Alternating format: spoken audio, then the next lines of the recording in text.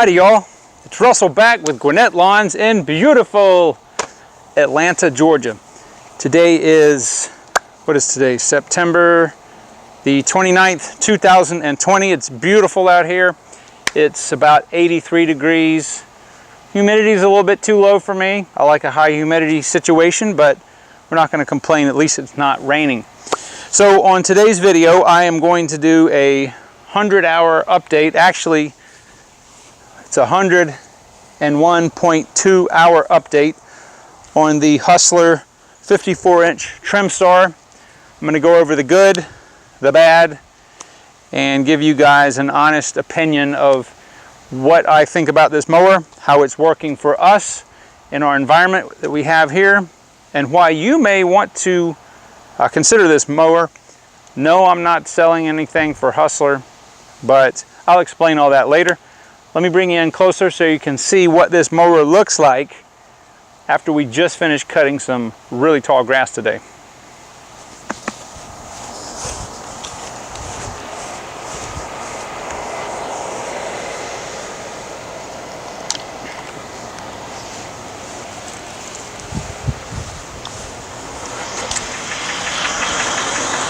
All right, so here we are. I haven't done anything, haven't even blown the mower off. We just cut a really tall yard. So we're at 101.2 hours.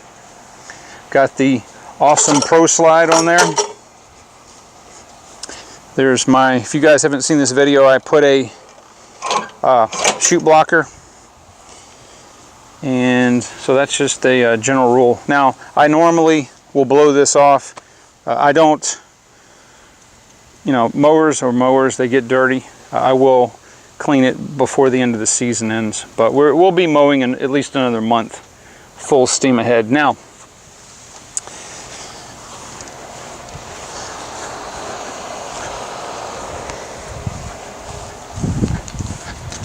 let's talk about this mower, what I think about this mower, and the good and the bad about this mower. So originally I got this mower because we're in an extremely hilly environment here in Atlanta. I only have maybe 1 or 2 yards that actually are flat, but I needed a bigger mower, and I wanted something that could really handle the hills, side sloping the hills. There's not a lot of people that use the sit-down zero turns around here very much that I see. They're just not, you know, that's probably the worst thing to side slope a hill. The stand-on mower, I've got the Right 36i. It's got almost 350 hours on it. And that thing is great going up and down, but side sloping, you know, it's not really very stable.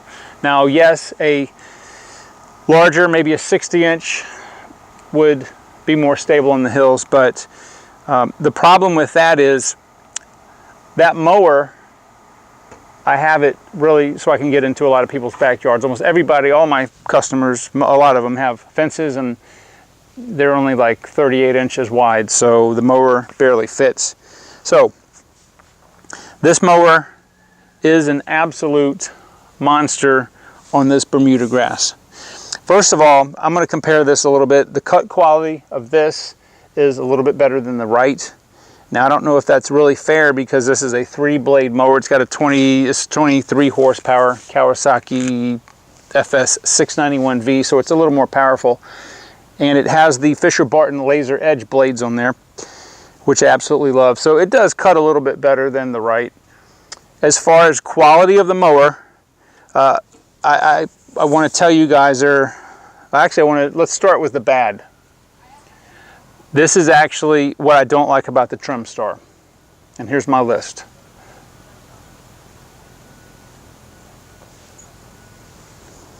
Nothing. This mower has been dead stop reliable. Still got the original tires. The only problem I had with the mower, and it's not the mower's fault, is I got a flat tire. That's it. And what happened was there was a nail in it, or a tiny little roofing nail, and instead of, and it was in the sidewall, so instead of throwing the tire away, the mower shop I went to, I didn't think about this, they said, hey, we'll just put a tube in it so you can save the tire. Fine, great. So they did that, fixed it up. $15 later, I was out the door. But I absolutely love this mower.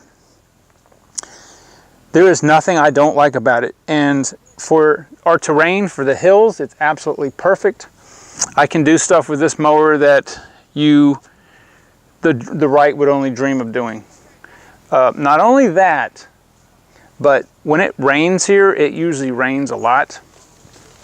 Let me, my neighbor's over there throwing a football. So when the mower, when it rains, it's got a really soft footprint on it, and that helps a lot with keeping the ground pressure low and not having to, not making ruts and things like that in the yard, not tearing up the turf. And it's just phenomenal in that regard. There is no grass that has been tall enough to bog the mower down. We do some really tall, overgrown yards from time to time, and it works wonderful. This Bermuda, this is, I think, Tiff Green Bermuda, or Tiff 419, something like that, and it's super thick, and it's very prone to scalping, but the mower's done absolutely phenomenal in it. Ironically, my own yard I cut with a 21-inch mower. My yard has so many hills and undulations in it, it just doesn't look good at the lower level that I have to cut at, usually 2.5 inches. The 21-inch mower, it looks better in my yard, so that's why I use that. But the deck adjustment, I haven't had to deal with that at all. I haven't, no problem with the belts. I've changed the oil in it. I need to change the hydro fluid, and I'm going to do a video on that for you guys. But it's absolutely, this thing has absolutely been the best mower. So the bottom line is, and the question you're probably asking is, would I buy another one? Absolutely. In fact, I have been contemplating whether to get rid of the right and get a 36-inch Trimstar, because it will allow me to do some hilly backyards that I have and go faster. One thing that I will tell you about this mower, it's a tiny bit slower as far as mile per hour than the right is, but it's more productive because the deck's wider.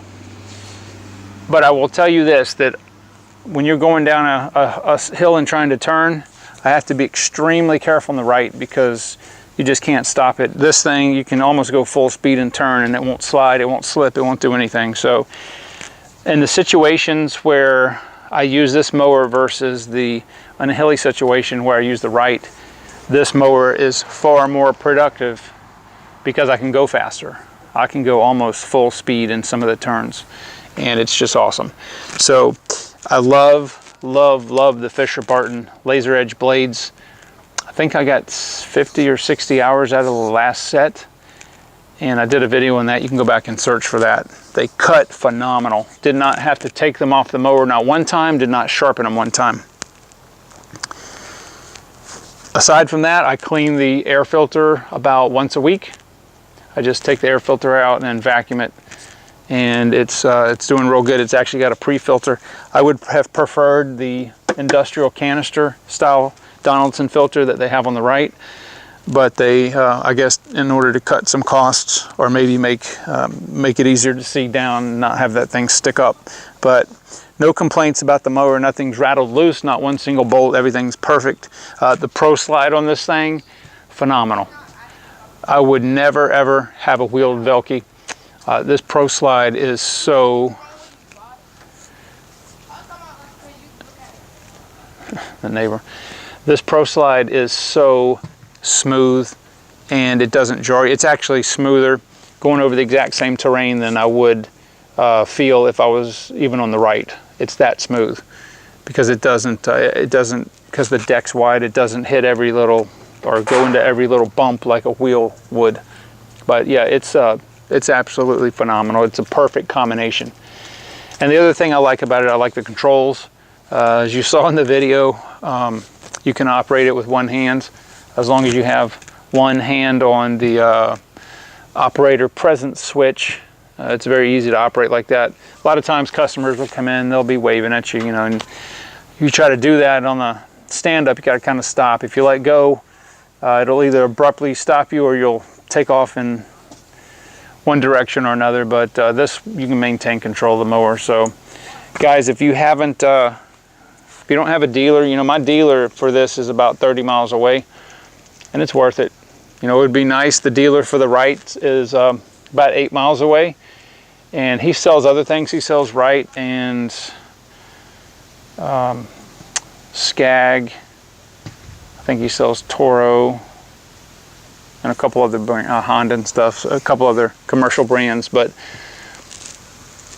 I would rather drive 30 miles and have this thing than something I don't think would do as good a job. But anyway, so there are a lot of good mowers out there, but this mower actually solves a specific issue and a specific problem, which is the hills and the wet soil after a heavy rain. Oh, also, the deck almost never clogs up. I barely ever have to scrape this deck. I guess it's the design of it, but I can be cutting the nastiest, wettest, weedy, infested yard, and the Wright, it'll have, you know, 4 inches of stuff on there I have to scrape off. This mower, almost nothing. There's a couple places where the bolts are, it'll get a little bit of stuff on there, but this thing keeps a really clean deck. So anyway, that's my review. If you guys have any questions about the Hustler Trimstar, if you're thinking about getting one, if you want, heck, I mean, if you're in Atlanta, you know, you want to cut one of my yards with this mower, you can come on over and take it for a test drive. But I got a really great dealer up in Oakwood, and they sell about 300 of these a year. So if you're in this area, certainly, you know, I can give you their contact information if you wish. But anyway, guys, that's all. I want to go ahead and end this video. I am hungry. I need to get some food, and I need to clean the air filter on this, and I will talk to you guys on the next video.